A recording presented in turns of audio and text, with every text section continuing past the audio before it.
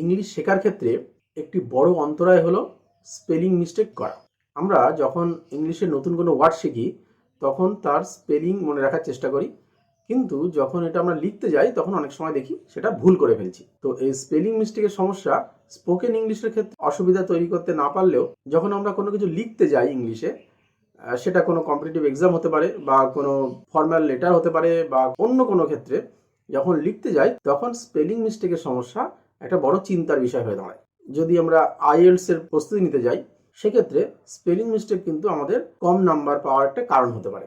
তো যাই হোক, আজকে এই স্পেলিং কারেকশন করার 3টি এমন সূত্র বলবো, যে সূত্রগুলি বা যে নিয়মগুলি তোমরা যদি প্র্যাকটিস করতে পারো তাহলে আশা করি খুব সহজেই এই স্পেলিং মিস্টেকের সমস্যা থেকে মুক্ত হতে পারবে।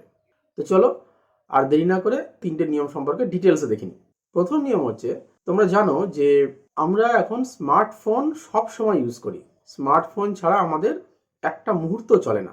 তো এইখান থেকে আমরা শুরু করতে পারি স্পেলিং কারেকশনের সূত্রপাত। প্রথমে বলবো যে তোমরা দেখেছো নিশ্চয়ই যে স্মার্টফোনে কোনো মেসেজ লেখার ক্ষেত্রে হোক বা কোনো সোশ্যাল মিডিয়ায় কোনো স্ট্যাটাস দেওয়া বা কোনো একটি পোস্ট করার ক্ষেত্রে আমরা যখন কোনো কিছু লিখতে যাই তখন আমাদের ফোনে অটো কারেকশন বা অটো স্পেলিং সাজেশন অন থাকার জন্য আমরা কোনো কিছু একটি লিখতে গেলেই সেটা অটোমেটিক সাজেস্ট করে বা অটোমেটিক তার স্পেলিংটা বলে দেয়, আমরা সেটা সিলেক্ট করে নিই। সেক্ষেত্রে ধরো আমরা একটা ওয়ার্ড লিখতে চাইছি যে নেচার, দেখা গেল আমরা NAT লেখার সঙ্গে সঙ্গে নেচার শব্দটা শো করে স্ক্রিনে, আমরা সেটা সিলেক্ট করে নিই। সেক্ষেত্রে আমাদের অনেক টাইমও বাঁচে, সেই জন্য আমরা এই পদ্ধতিটা খুব সহজেই অবলম্বন করি। কিন্তু এর ফলে কি হচ্ছে যে আমরা সেই ওয়ার্ডটার এক্সাক্ট স্পেলিং সেটা কিন্তু আমরা আস্তে আস্তে ভুলে যেতে শুরু করছি। এই কারণে বলবো যে প্রথম সূত্রটা হচ্ছে, প্রথমেই মোবাইলে অটো কারেকশন বা অটো ওয়ার্ড সাজেশন এই অপশনটি বন্ধ করে দিতে হবে। এক্ষেত্রে কি হবে, আমরা যখন কোনো ওয়ার্ড বা কোনো মেসেজ বা কোনো একটা ফেসবুক বা হোয়াটসঅ্যাপ বা এরকম কোনো সোশ্যাল মিডিয়া স্ট্যাটাস দেওয়া বা পোস্ট করা এরকম যখন করতে যাব, তখন যদি অটো সাজেশন বা অটো কারেকশন অন না থাকে সেক্ষেত্রে পুরো ওয়ার্ডটাই আমাদের লিখতে হবে।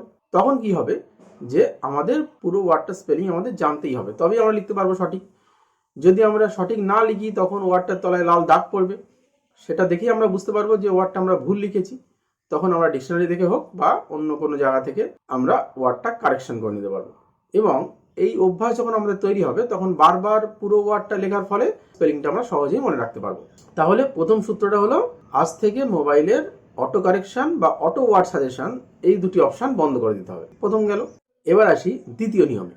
দ্বিতীয় যে বিষয় সেটি হলো, আজ থেকে আমরা সোশ্যাল মিডিয়া যখন ইউজ করব বা কাউকে হোয়াটসঅ্যাপ বা টেক্সট করার ক্ষেত্রেও আমরা শর্ট ফর্ম লেখা বন্ধ করব। একটা জিনিস খেয়াল করে দেখবে যে আজকাল মেসেজ লেখার ক্ষেত্রে, হোয়াটসঅ্যাপ মেসেজের ক্ষেত্রে বা সোশ্যাল মিডিয়া কোনো স্ট্যাটাসের ক্ষেত্রে শর্ট ফর্ম লেখার প্রবণতা লক্ষ্য করা যায়। সেক্ষেত্রে আমরা যেমন থ্যাঙ্কস না লিখে লিখি TNX বা গুড নাইট না লিখে লিখি GDN8, আরও এরকম অনেক শর্ট ফর্ম আমরা রেগুলার লাইফে ইউজ করি, যেটাতে আমরা অভ্যস্ত হয়ে পড়ছি ধীরে ধীরে। এবং যেহেতু আমরা রেগুলার লাইফে এই রকম শর্ট ফর্মে অভ্যস্ত হয়ে পড়ছি, সেহেতু ওয়ার্ডটার আসল স্পেলিং সম্পর্কে আমরা ভুলতে বসছি। তাই আজকে বলবো যে প্রথমেই এই ধরনের শর্ট ফর্ম লেখা বন্ধ করতে হবে। তাই ঠিক করতে হবে যে আজ থেকে যখনই তুমি কাউকে টেক্সট করবে বা হোয়াটসঅ্যাপ করবে বা অন্য কোনো সোশ্যাল মিডিয়া, যখন শর্ট ফর্ম লেখার কথা মনে হবে তখনই সেই খেয়ালটি মাথা থেকে সরিয়ে পুরো ওয়ার্ডটা লেখার চেষ্টা করবে।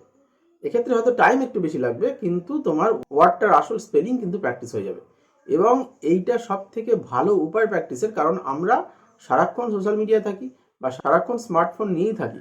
সেই কারণে এই স্মার্টফোনে মেসেজ লেখা, হোয়াটসঅ্যাপ লেখা বা অন্য কোনো স্ট্যাটাস লেখার ক্ষেত্রে যদি আমরা এই নিয়মগুলো ফলো করতে পারি তাহলে কিন্তু আমাদের প্র্যাকটিসটা রেগুলার হবে। এই গেল আমার দ্বিতীয় সূত্র। এবার আসি তৃতীয় সূত্র। তৃতীয় সূত্র হচ্ছে যে আমরা যখন কাউকে হোয়াটসঅ্যাপ করি বা মেসেজ করি বা সোশ্যাল মিডিয়া পোস্ট বা স্ট্যাটাসের ক্ষেত্রেও আমরা অনেক সময় ইংলিশ হরফ ইউজ করি বা ইংলিশ লেটার ইউজ করি, কিন্তু বাংলায় লিখি। কিন্তু আমি বলবো যে আজ থেকে ইংলিশ লেখা শুরু করো। হতে পারে প্রথমে বাংলায় লিখলে যতটা লিখতে পারতে বা যতভাবে নিজেকে এক্সপ্রেস করতে পারতে ততটা হয়তো পারবে না, কিন্তু ধীরে ধীরে চেষ্টা করো, তাহলে দেখবে যে একটা সময় পরে জিনিসটা তোমরা সড়গড় হয়ে পড়েছো। এক্ষেত্রে আরেকটা বিষয় হবে যে যখন তোমরা কাউকে টেক্সট করবে বা হোয়াটসঅ্যাপ করবে বা সোশ্যাল মিডিয়ায় পোস্ট দেবে, তখন মনের মধ্যে একটা বিষয় কাজ করবে যে সোশ্যাল মিডিয়ায় যে পোস্টটা হলো সেটা অনেক লোক দেখবে, বা কাউকে হোয়াটসঅ্যাপ করছো বা টেক্সট করছো যখন, তখন সে এই বিষয়টি লক্ষ্য করবে, দেখবে। এবং তাতে যদি তোমার স্পেলিং মিস্টেক হয় বা কোনো ওয়ার্ডের বানান ভুল হয় সেক্ষেত্রে তোমার একটা মান সম্মানের বিষয় হতে পারে। সেই জন্যে তুমি বাধ্য হয়ে তখন স্পেলিং কারেকশন করার দিকে যাবে। সেক্ষেত্রে তোমার ওয়ার্ডগুলোর সঠিক স্পেলিং শেখা কিন্তু সহজ হবে, কারণ যেখানে মান সম্মানের ইস্যু জড়িয়ে আছে সেখানে মানুষ সব থেকে বেশি কাজ করে কারেকশন করা। তো এই পদ্ধতিটা অনেকটা নিজের উপরে প্রেশার ক্রিয়েট করে কাজ করিয়ে নেওয়ার মতো। সে কারণে এই পদ্ধতিটা যদি ধীরে ধীরে ইউজ করতে শুরু করো তাহলে দেখবে ধীরে ধীরে স্পেলিং মিস্টেকের বিষয়টি কমতে শুরু করেছে। তো এই আমার আজকের টিপস। আমি আরও একবার 3টে টিপস শর্টে বলে দিচ্ছি। আজ থেকে স্মার্টফোনে auto correction, auto word suggestion বন্ধ করে দেবে। 2 নম্বর, আজ থেকে শর্ট ফর্ম লেখা বন্ধ করবে, সেটা সোশ্যাল মিডিয়া হোক, কাউকে টেক্সট করা হোক বা হোয়াটসঅ্যাপ করা হোক, সব ক্ষেত্রে। 3 নম্বর হচ্ছে আজ থেকে কাউকে টেক্সট, হোয়াটসঅ্যাপ বা সোশ্যাল মিডিয়ায় কোনো স্ট্যাটাস পোস্ট যে কোনো ক্ষেত্রে ইংলিশে লেখার চেষ্টা করবে, সেটা অল্প হয়ে যাক কিন্তু ইংলিশে লেখার চেষ্টা করবে। এই 3টি স্টেপ ফলো করো বা এই 3টি রুল ফলো করো, আশা করি তোমাদের স্পেলিং মিস্টেকের সমস্যা অনেকটা কমে যাবে। তো আজকে এই পর্যন্ত, দেখা হবে পরের কোনো ভিডিওতে। ভালো থাকবে সবাই। আর ইংলিশ শিখতে ইংলিশ মেট মানুষ ইউটিউব চ্যানেলটি অবশ্যই সাবস্ক্রাইব করে নিও।